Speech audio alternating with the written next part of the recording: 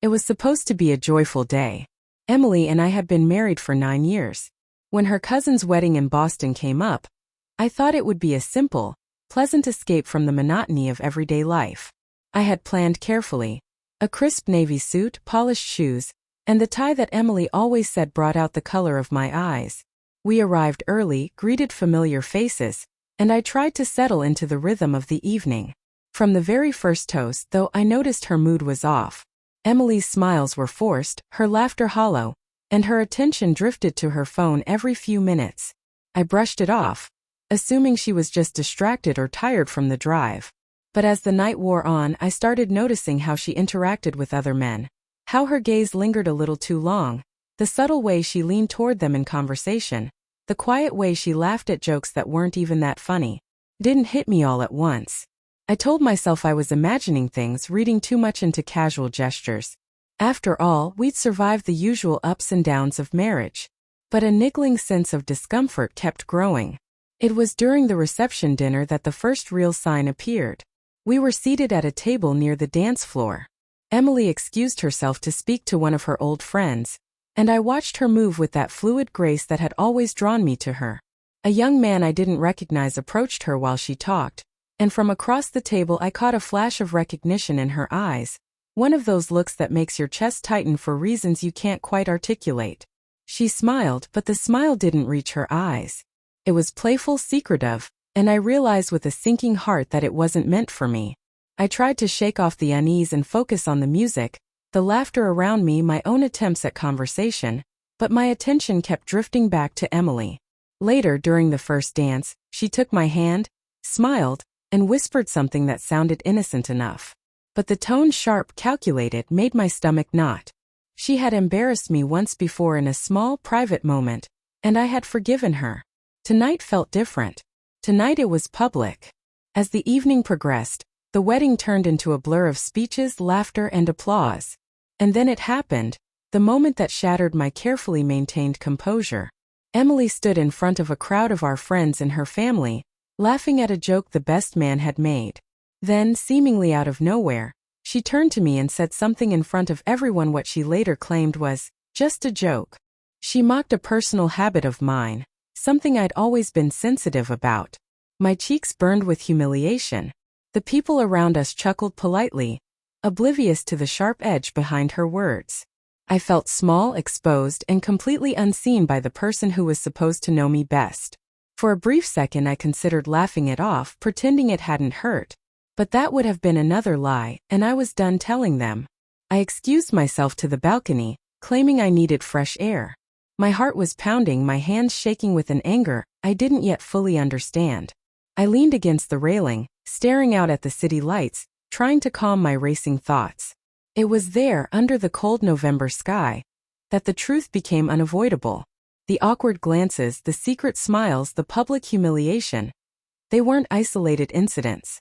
They were pieces of a larger puzzle I'd been ignoring for months.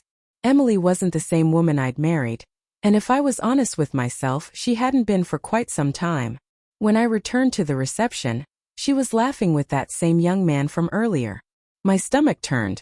The casual intimacy between them, the light touches on the arm, leaning in close to speak, was unmistakable.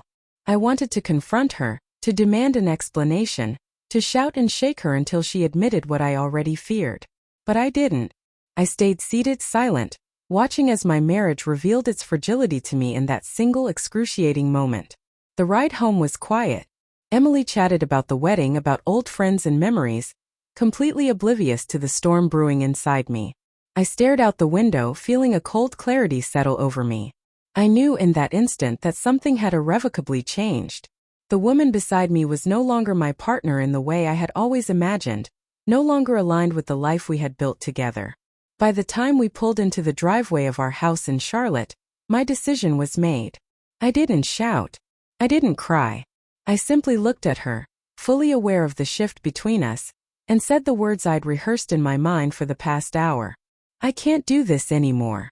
Her eyes widened, confusion and a flicker of guilt flashing across her face.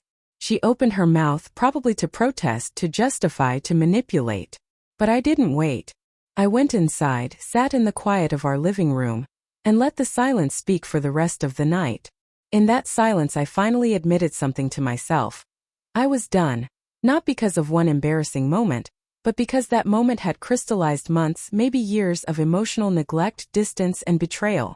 They had all converged into one undeniable truth. That night, as Emily went to bed unaware of the storm she had unleashed, I lay awake, heart pounding, mind racing, knowing that by morning nothing would be the same.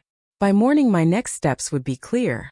By morning the decision that had formed quietly and patiently would finally have a name: divorce. Morning came with heavy stillness. Sunlight slanted through the blinds, cutting lines across the floor, but it did nothing to lighten the weight pressing down on me. I had stayed up most of the night replaying the wedding, Emily's laughter, that humiliating moment. Every detail only sharpened the clarity I'd felt the night before. I couldn't ignore it anymore. This wasn't fleeting anger or a temporary sting. This was the end. I prepared myself calmly, putting on the same navy suit I'd worn to the wedding. Now it felt like armor rather than celebration. I didn't wake Emily. She was still asleep, unaware of the storm that had been quietly gathering. I sat at the kitchen table sipping coffee, running through the conversation I knew had to happen. But as I stared at the mug I realized there was no conversation left. Words had failed months ago. Her actions had spoken louder than any explanation or apology ever could. By the time she woke up I was ready. She emerged from the bedroom, hair messy, eyes still heavy with sleep, offering a weak smile as if nothing had changed. I didn't return it. Instead I looked at her quietly, letting the tension build. She hesitated, sensing something was different, that the calm I wore like a shield was far more serious than she wanted to believe. "I can't do this anymore," I said again, my voice steady and unwavering. Not a question, not a plea, just a statement of fact. She blinked, confusion giving way to something like anger that never quite reached her eyes. "What are you talking about?" she asked, her tone a little too casual, too rehearsed. "The wedding. Last night," I answered, keeping my gaze fixed on her. "Everything I've ignored for months, years even. Last night made it impossible to pretend anymore. I can't keep living like this. The humiliation, the disrespect, the distance. It's over." Her face flushed, a mixture of shock and indignation. "You're overreacting," she said defensively, trying to regain control, to twist the narrative the way she always did. "It was just a joke. A moment. It didn't mean anything." I held up a hand, cutting her off. "No, it wasn't a joke.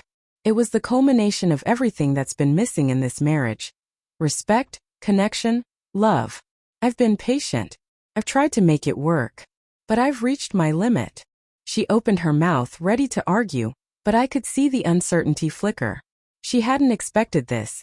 No dramatic fight, no tantrum, no begging. Just calm, precise, resolute certainty that threw her completely off balance. "I'm filing for divorce," I said, letting the words settle between us like a hammer hitting stone. "I've already contacted a lawyer in town. Everything will be handled formally. No arguments, no threats, no dragging this out. We'll do this cleanly, but we're done. This is final." For a moment she looked like she might laugh, like she could still turn this into a joke or a test. Then reality hit her. Her face drained of color, eyes wide as my decision finally sank in. In that moment I felt a strange mixture of relief, sorrow, and cold satisfaction. She tried to argue, tried to manipulate, but the calm certainty in my voice made her falter. "You can't just," she stammered. "Yes, I can," I replied evenly. "And I am." The days that followed were a whirlwind of logistics and legal details. I met with my lawyer, signed papers, and began the process that would permanently separate our lives. There were tense phone calls from friends and family trying to mediate, trying to change my mind. But I stayed firm.